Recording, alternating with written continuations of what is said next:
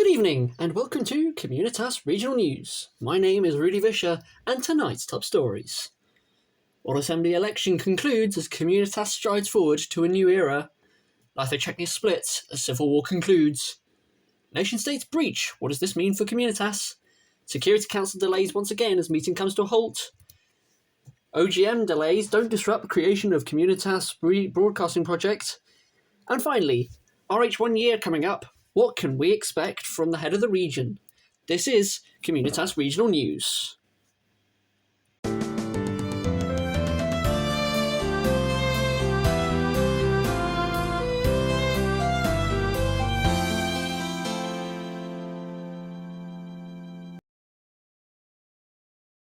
Good evening. We begin tonight with our first story about the recent World Assembly delegate election. An out-of-character moment for Communitas, but one with very real implications for all the in-character decisions. 3 candidates were selected by our General Secretary Lytho-Czechnia to enter the race. Communitarian states, often referred to as CWOCs, who was our External Affairs Secretary, Visscher, our Internal Affairs Secretary, and Conarth Pathonic, our Public Safety Officer. Each of them brought different experiences, visibility, and distinct supporter bases. The process began on the 2nd of January 2026 with the announcement of a straw poll that would go ahead of the World Assembly debate. The formal World Assembly debate then followed on the 3rd of January, which was the same day the voting officially opened. The vote itself was run via a SurveyMonkey form from the 3rd through to the 6th of January, the latter of which also marks Lytho-Czechnia's anniversary of joining nation-states and Communitas as a whole. The final result was announced on the 6th of January, and Communitarian states was then declared the winner and ascended to the role of WA delegate on the 11th of January. Now, let's talk numbers. The initial straw poll painted a surprisingly even picture. Results showed a split of 3 votes for Communitarian states, 3 for Conarth Pathonic, and 3 votes for Visscher. However, only one of which was a valid voting citizen. At the time, this was dismissed by some as speculative. In hindsight, it was remarkably accurate. The final vote concluded with 6 votes for Communitarian states, 4 for Conarth Pathonic, and 1 for Visscher. Same ordering, roughly same distribution of support, just roughly doubled. To take you more in depth into the straw poll results, we now turn to the World Assembly debate, which is available on this very channel. Take it away, past Lytho-Czechnia. I'm going to go through the results. For those of you who are listening in on the stage currently, this won't make sense unless you're following along with the YouTube video. So, but I'll endeavour to go through quickly the results of the straw poll. So, firstly, we're going to discuss the voting intentions by groups. So, for all the candidates, there were a bunch of people who put them first, a bunch of people who put them second, a bunch of people who put them third. For Communitarian states, there were 3 native citizens, 0 non-native, and unfortunately no ambassadors filled out the form. Compath had 3 native and 0 non-native, and Visscher had an equal split of voting native citizens and non-native citizens who unfortunately are unable to vote.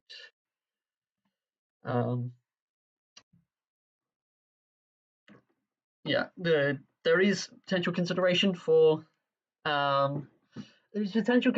next time in terms of like the GenSec election and the WAD election, sort of allocating a proportional block of votes, like for example, not an equal number, because obviously the whole point of allowing only natives to vote is to protect against mass immigration. But the idea of allowing non-native citizens to vote, I think, is not a bad idea. Personally, I'm not opposed to it. It's just, this is our first election. Let's not cause any controversies here with, non-natives just basically deciding the winner outright. So we'll have time to work on the scheme for next time. Anyway, talking about the second place votes by voting intention. So, it's a pretty it's an interesting pattern that I spotted when I was looking at this, because if you were voting for communitarian states and it was ranked choice, if communitarian states lost, then your votes would go to Conarth Pathonic. If Conarth Pathonic lost, their votes would go to Visscher. And for the first few minutes, all the Visscher voters were sending their votes to communitarian states, so it was a bit of a rock paper scissors decision. However, Visscher voters do seem to be the most divided on who their votes would go to if Visscher was not in the election. So there is that. Next, we move on to the opinion polls. So we had 9 respondents for the opinion polls. Yeah, really happy. It means that I get to do some data analysis. Yeah, how citizens view the core values of Communitas by voting intention. So, firstly, one of the main questions was: is role play a key part of Communitas as a region? Everyone responded yes, that is the case. Visscher voters slightly less polarized on the matter, which is a theme we will tend to see. Is Visscher voters tend not to be the most polarized. That tends to be kind of Pathonic's voters, apart from a few key issues.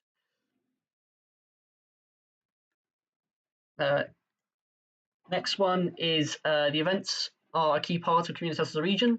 Kind of Pathonic is the one who comes out in the lead with people agreeing, with communitarian states actually having someone who slightly disagrees.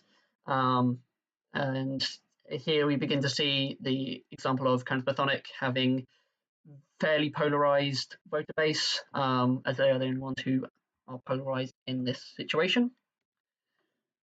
External relations are a key part of Communitas as a region.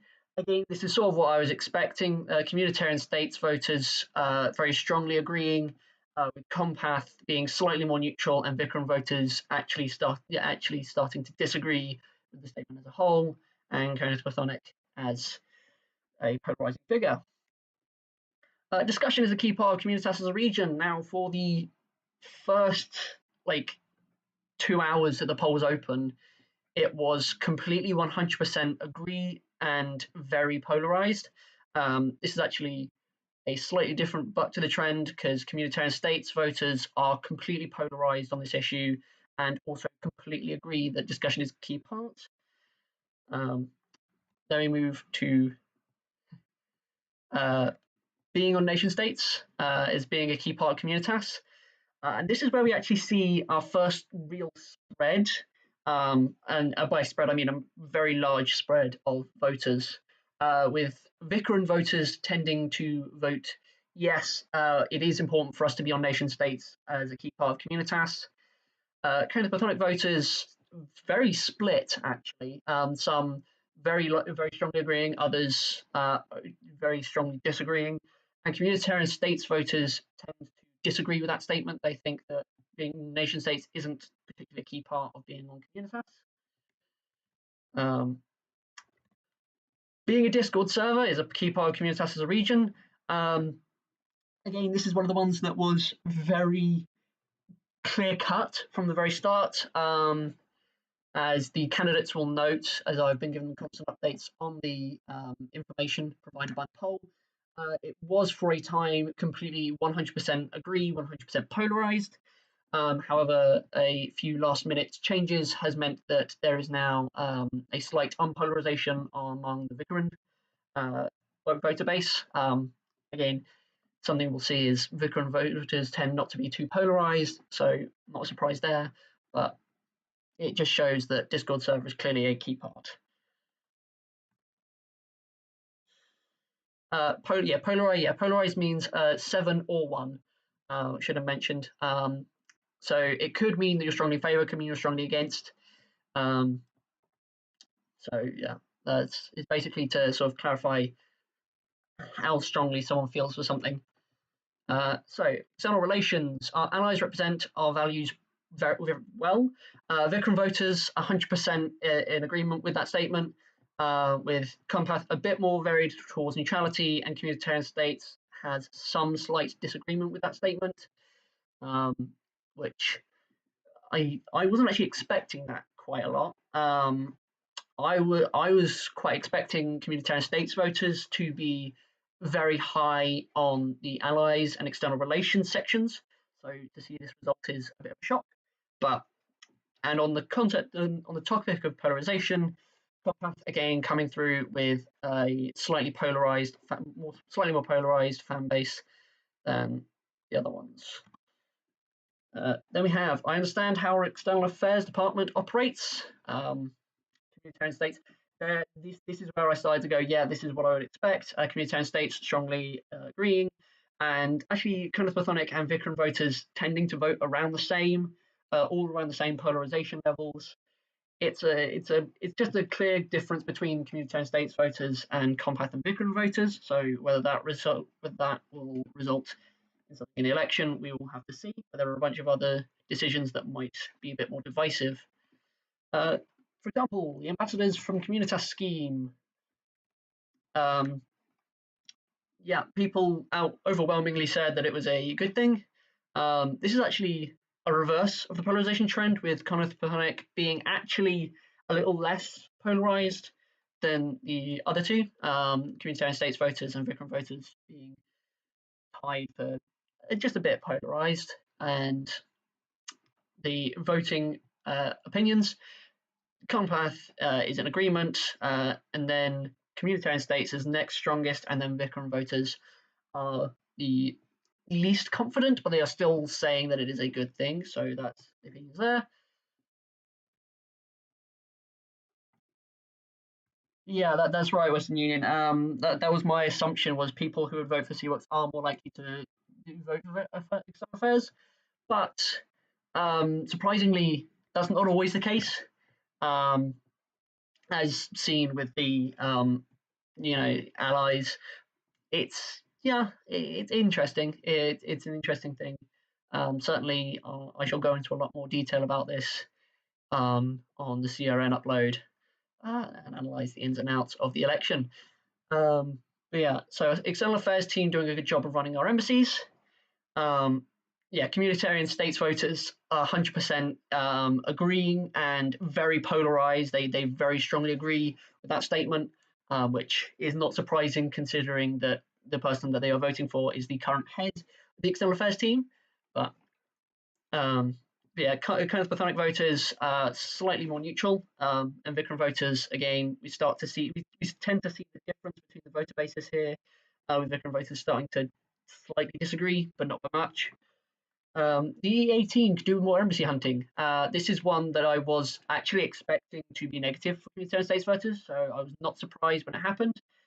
Communitarian States voters thinking the E18 could do more embassy hunting, that makes sense. We have a lot of allies already. Compath voters actually voting in favour, and again, we see Compath being fairly polarised. And then we have how our citizens view the handling of nation states' website by voting intention. The previous WA delegate did too little work with WA. Here we actually see a bit of an interesting split. We have Conarth Pathonic voters who think no, the WA didn't do too little work with it. Visscher voters slightly more agreeing with the statement, and Communitarian States voters very split. It's a 60 to 30% split, so it's very interesting to see that being divisive among a voter base. The previous WA delegate did too much work with the WA. This is where we see Communitarian States voters pretty much united in thought, all polarised, all disagreeing with the statement. They think that they definitely did not do too much work with WA. Compath is actually the more agreeing with the statement, and Visscher voters are also, they agree that somewhat with the Communitarian States voters that the WA delegate didn't do too much work. And then we have, I fully understand how the WA works. And this one's actually surprising, because there is only one voter base that has anyone that disagrees with fully understanding how the WA works, and it's the Communitarian States voter base. considering that part of EA is the World Assembly as well. It's interesting to see that, but ultimately I can understand where that's coming from, because if you're looking for someone to teach you about something, potentially looking to the External Affairs division might help. Kind of Pathonic voters, the most knowledgeable about how the WA works, apparently, with different voters slightly less so, but still very strong in the WA and knowledge. Then we get to a opinion one about the previous WA delegate, where during the tenure they were able to grasp and debate many of the WA legislations that were on the floor. This one was a very unpolarized issue, with several split votes, with communitarian states and Visscher tending to be somewhat split 50-50 on whether they were able to or weren't able to debate, and kind of Pathonic voters tending to be able to debate WA legislation more. The public safety officer is doing a good job.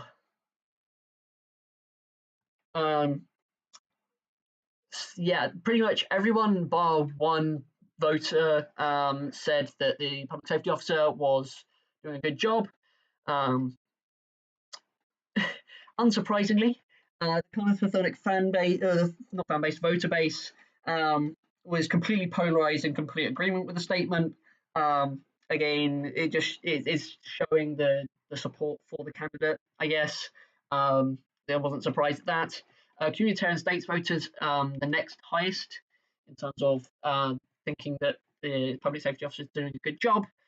And yeah, we again see kind of Pathonic fan voter base being very polarized on the issue.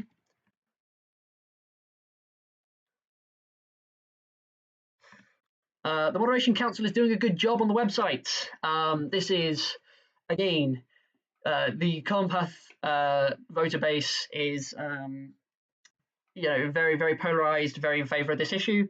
Shows that potentially the Compath voter base is more of a nation states focused voter base, considering these two questions about the websites are very supportive of those conditions.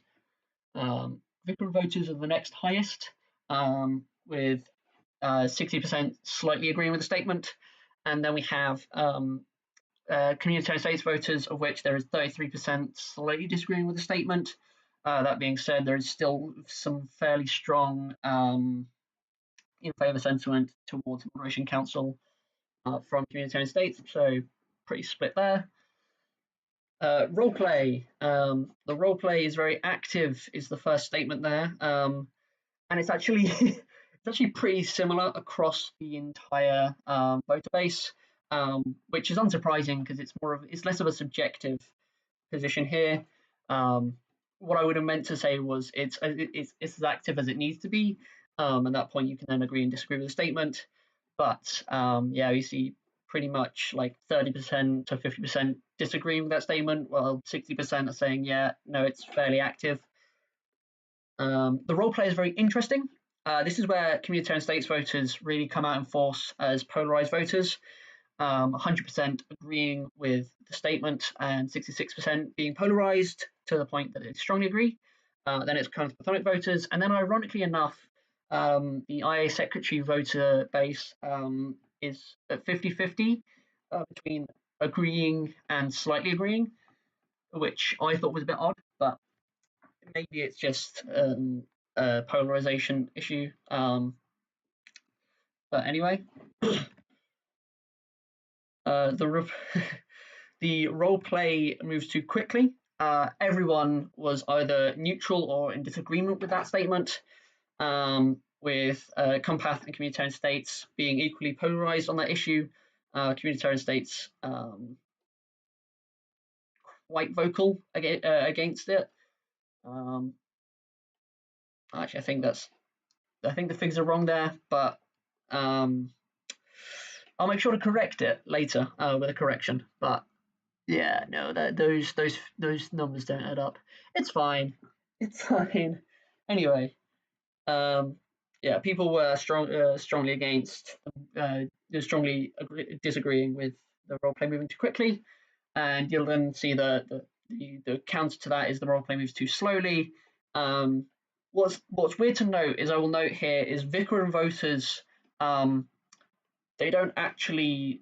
One of them swaps places, but one of the voters did vote slight disagree for both the role play moves too quickly and too slowly.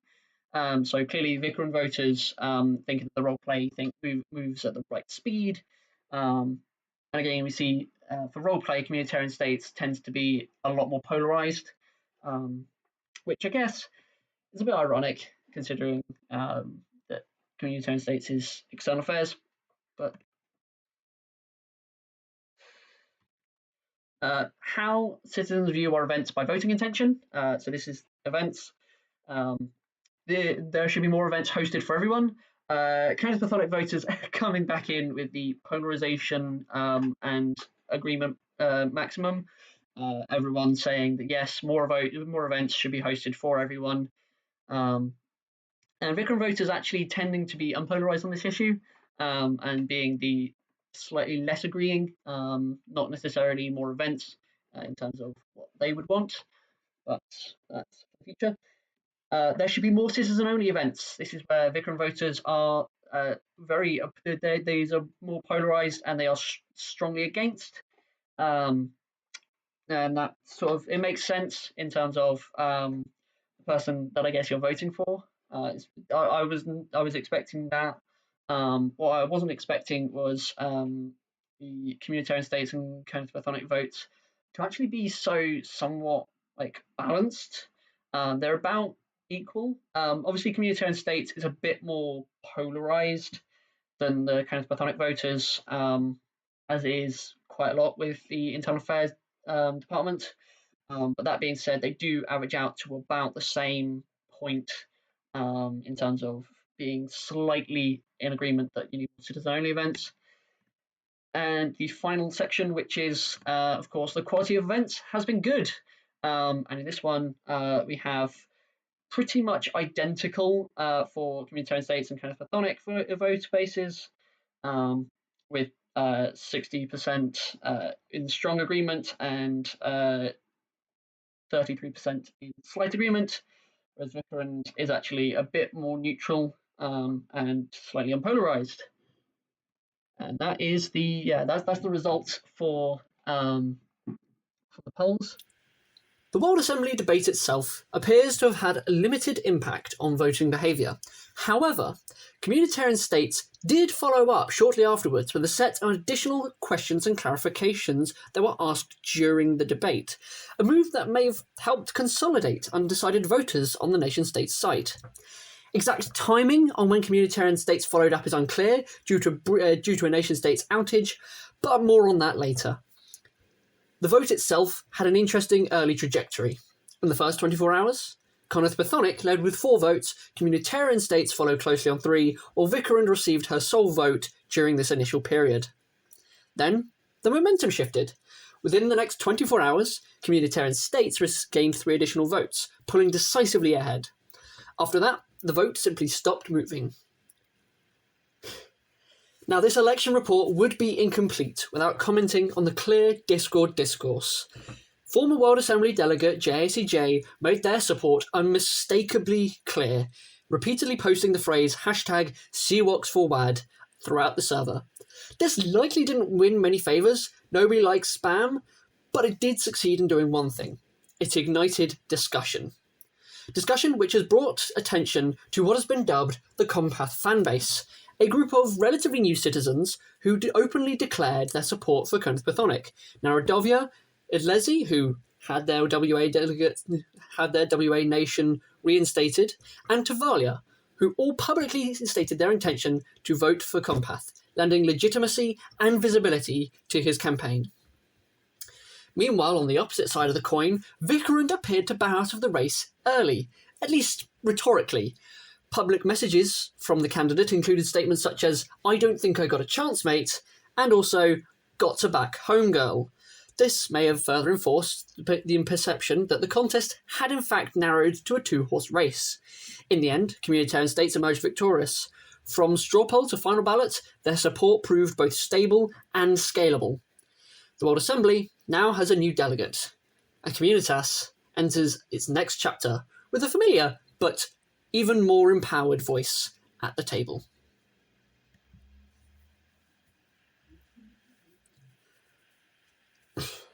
For our next story, we go now live outside Legislature Hall.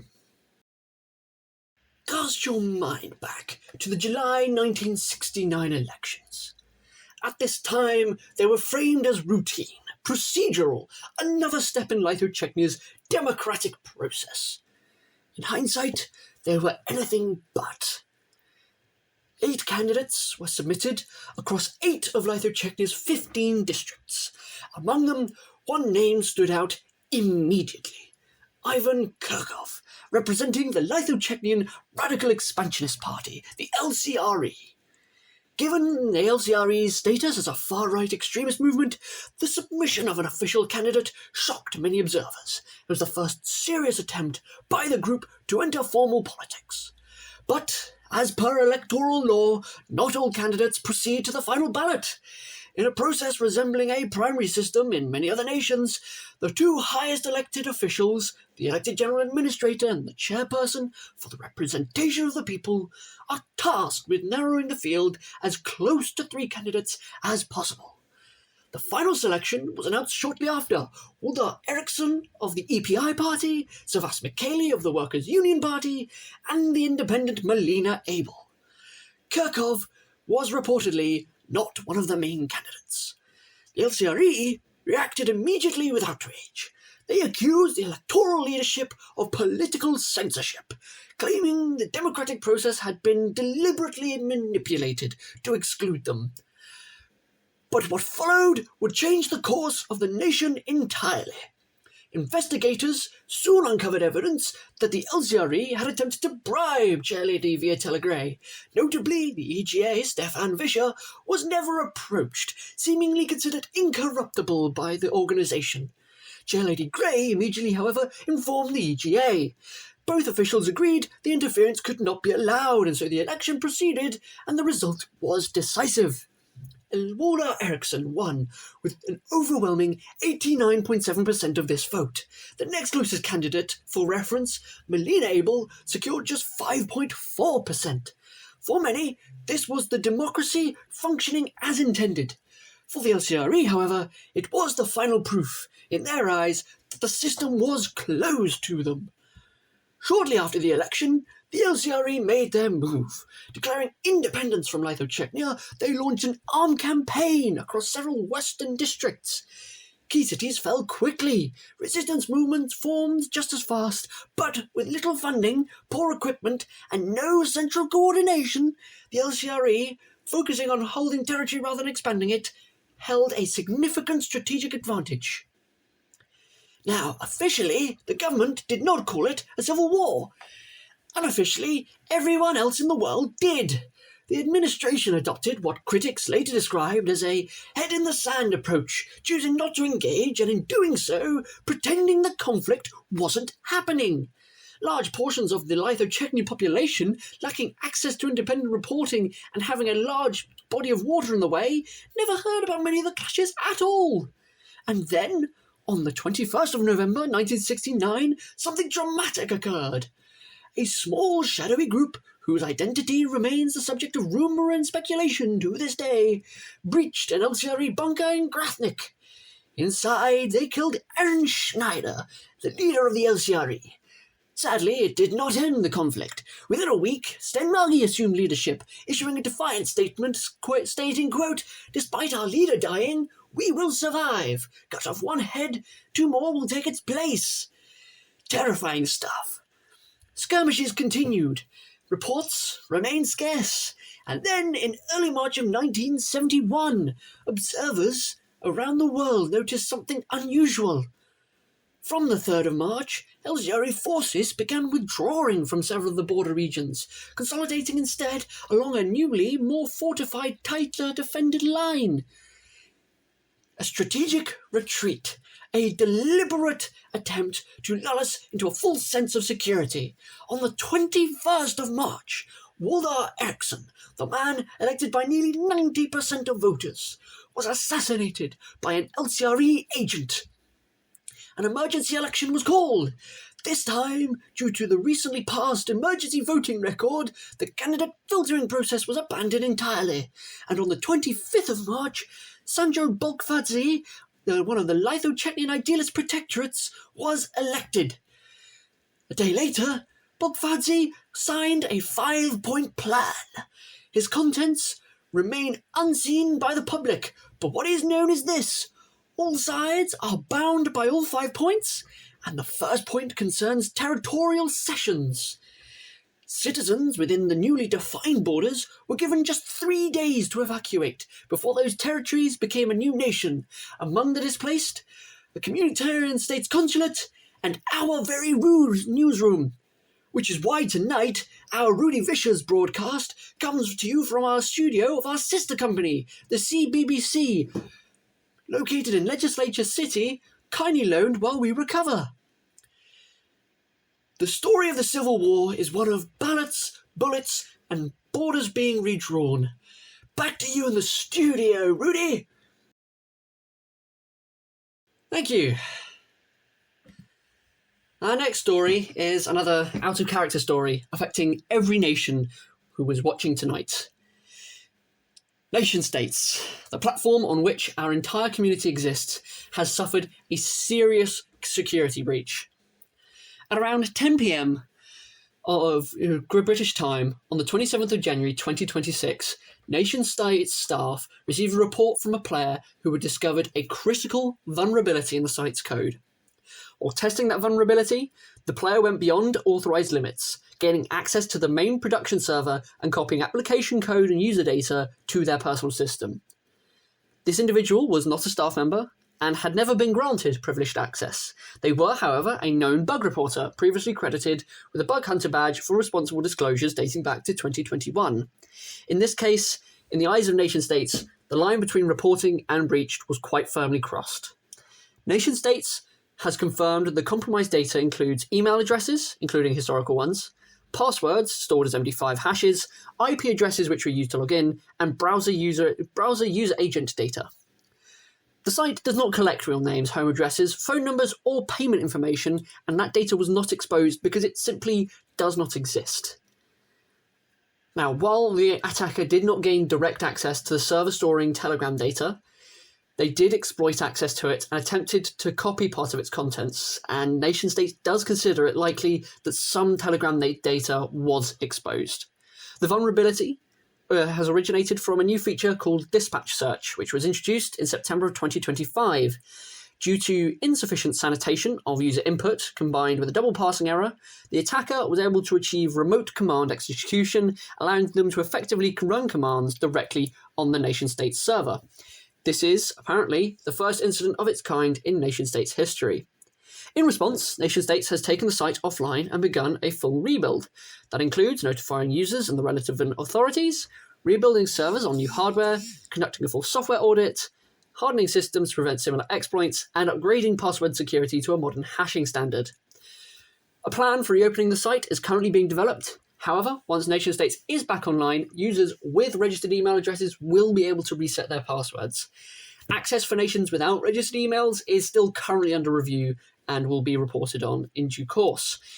In a statement released shortly after the incident, nation-states creator Max Barry acknowledged the seriousness of the breach, thanked the community for its patience, and confirmed that the only responsible response was a complete system rebuild. His closing message was quite simple.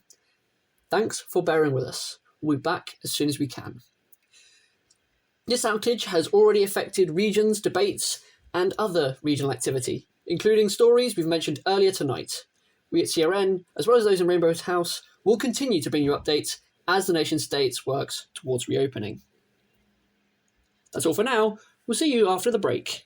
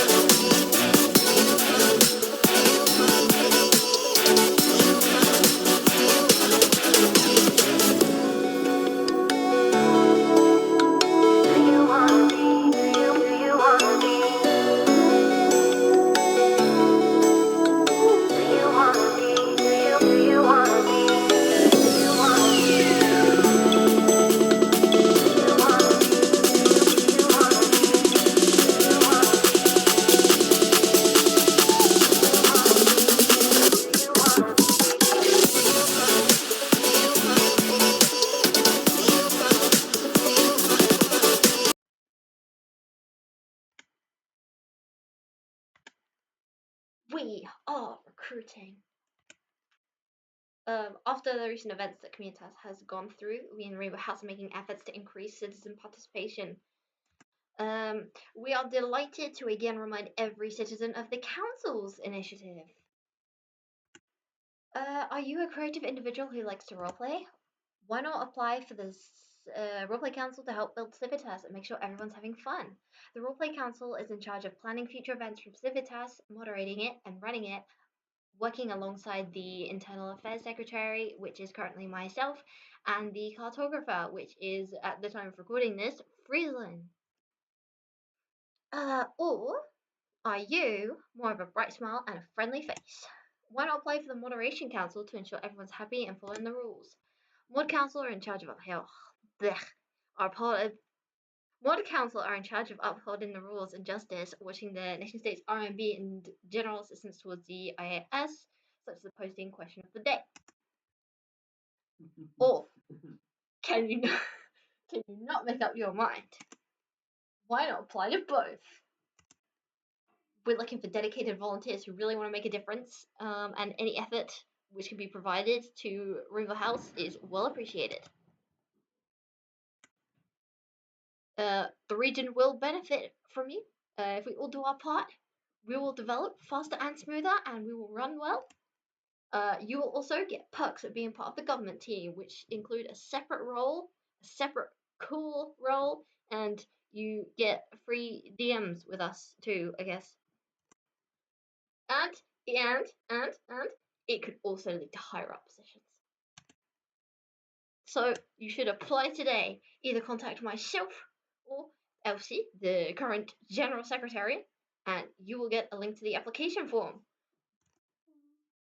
You can also find it in the announcements channel in the Discord. Thank you very much. Good night.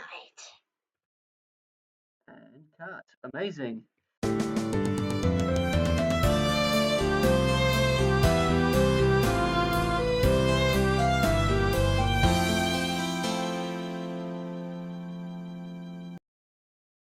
Now we take you live outside the Security Council chambers, where delegates have been meeting continuously for the past several weeks.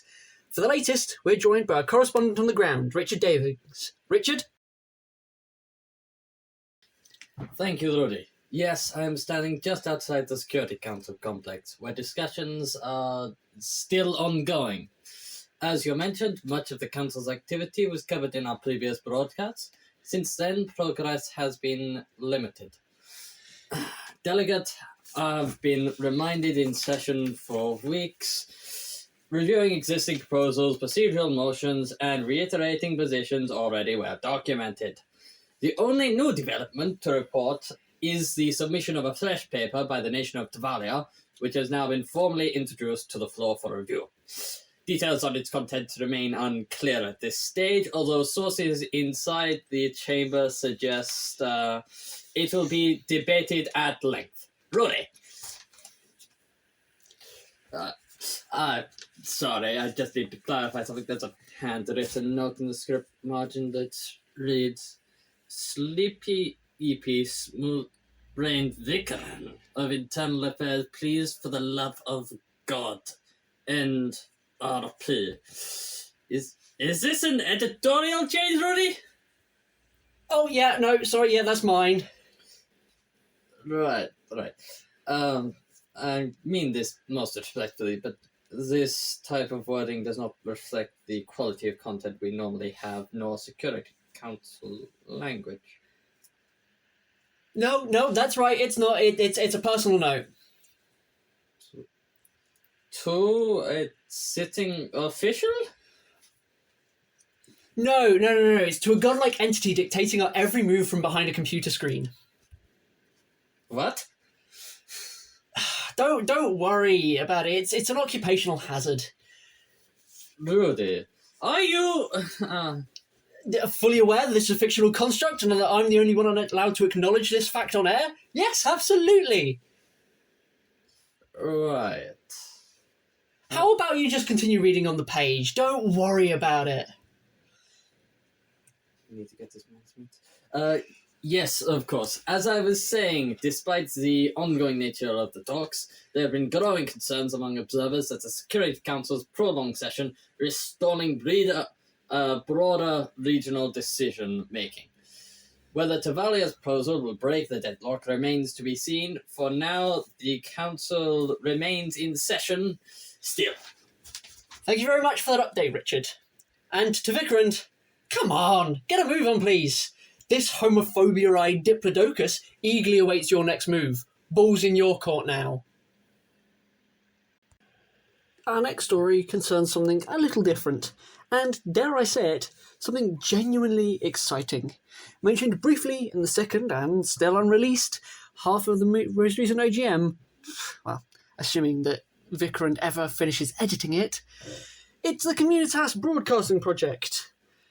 Yes, the CBP is a new initiative aimed at doing one simple thing: encouraging citizens of Communitas to create stories, music, videos, internet content, anything that tells a story worth hearing.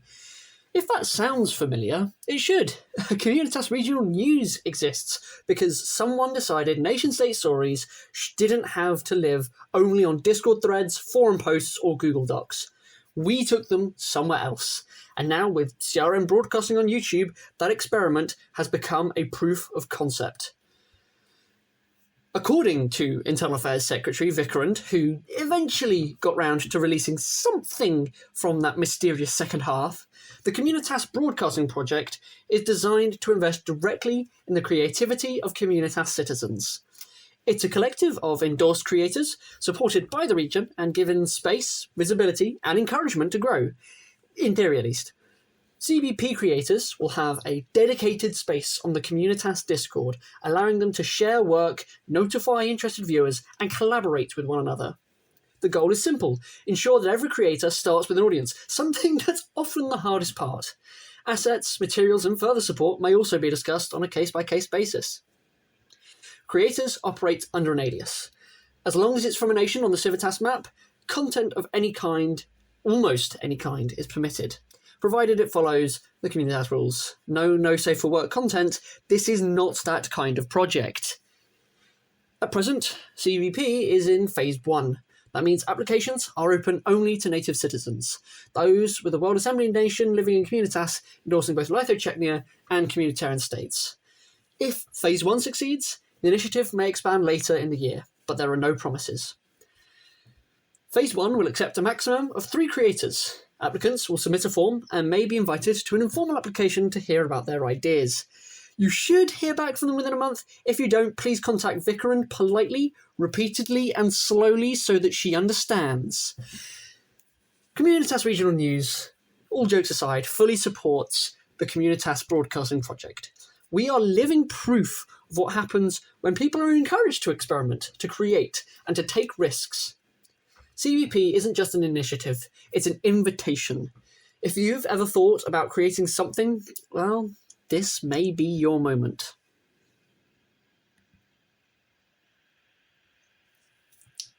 We close out tonight with another out-of-character story, and frankly, given recent developments, that does feel appropriate. After all, when the roleplay seems to be going absolutely nowhere, it's only natural that the biggest updates have nothing at all to do with it. I am looking at you, Vic. This month marks 1 year since the founding of Rainbow House. The governing structure which was introduced following major reforms by Lytho-Czecnia. More on how Rainbow House came to be will be found next month. For now, the focus from us here at CRN is on celebration. Firstly, celebration of appointments. We welcome Edlezi, who has been appointed to the Assistant External Affairs Secretary role. Congratulations, and welcome to the paperwork that is Rainbow House. That appointment follows a reshuffle, which was triggered by our first story with communitarian states assuming the role of World Assembly delegate. As a result, another role that's been promoted is Western Union, who was promoted from Assistant External Affairs to full External Affairs Secretary. Congratulations to them. And finally, to a role that was mentioned in the very first CRN broadcast exactly 1 year ago. Pimentel Igalwi, a nation that we harpooned about in the first ever broadcast of CRN, resigned last month. This was covered in last month's CRN. However, Now, Friesland has assumed full authority over the role and has moved up from assistant to sole cartographer and has immediately begun acting. A neat bit of symmetry, considering that this broadcast also marks CRN's first birthday, so maybe our gripes with the previous cartographers won't be repeated, eh? Next, celebratory gifts. Reports, unconfirmed at this stage, suggest that Lytho-Czechnia may be planning to distribute gifts to Rainbow House members to mark the anniversary. What these gifts might be remains unclear, and whether this rumour even has any teeth, we don't yet know. We will have to find out next month. Third, and perhaps most immediately accessible event, is Fiction February. A month-long writing event which features a new prompt every day, open to all citizens and visitors who wish to take part. Short stories, long pieces, experimental writing. If you've been looking for an excuse to write, this is it. And finally, are there any further events? At present, nobody outside of Rainbow House seems to know exactly what is planned. Quite frankly, according to the press secretary, no one inside Rainbow House seems to know what else is happening either, but that could just be him trying to keep the extra activities a secret. More information is expected to be released closer to the 21st to the 22nd of February, the anniversary of the beginning of the reforms themselves. Think about it, 1 year of Rainbow House, 1 year of Communitas regional news, and despite everything, the government reshuffles, the sometimes lacking roleplay, the nation-state shenanigans, Communitas has always seemed to thrive through it, and we will always be here to cover it. Thank you for listening, ladies and gentlemen. This has been Communitas Regional News. I've been your host, Rudy Visscher, and we hope to see you next month for a whole other load of Communitas Regional News. Good night.